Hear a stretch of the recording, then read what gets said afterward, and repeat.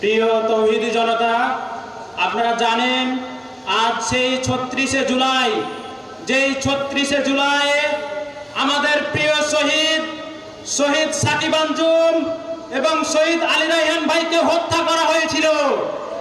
আজকে সেই ৫ই আগস্ট, যে ৫ই আগস্টে mother of mafia Sheikh Hasina দেশ থেকে পালাতে বাধ্য হয়েছিল।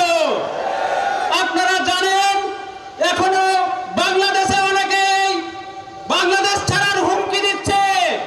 তাদেরকে হুঁশিয়ারি করতে চাই, বাংলাদেশ থেকে বাংলাদেশ জামাত ইসলামী এবং ইসলামী ছাত্র শিবিরের উপর যত নির্যাতন এসেছে, তারা ফাঁসির দড়ি গলায় নিয়েছে, তবু দেশ ছাড়েনি। তাই তাদেরকে বলতে চাই, বাংলাদেশ জামাত ইসলামী কখনো দেশ ছাড়েনি এবং দেশ কখনো ছাড়বে না ইনশাআল্লাহ। যারা এখনো জুলাই আন্দোলনকে নিয়ে টালবাহানা করছেন, জুলাই সনদ নিয়ে যারা টালবাহানা করছেন, তাদেরকে বলতে চাই, জুলাইয়ে যারা আন্দোলন করেছে তাদের সকলের অংশদারিত্ব থাকতে হবে জুলাই সনদে। যদি না থাকে সেই জুলাই সনদকে আমরা প্রত্যাখ্যান করব। আর একটি কথা বলতে চাই, প্রিয় তৌহিদি জনতা, এই স্বাধীন বাংলাদেশকে নিয়েও অনেকেই এখন চক্রান্ত করছে।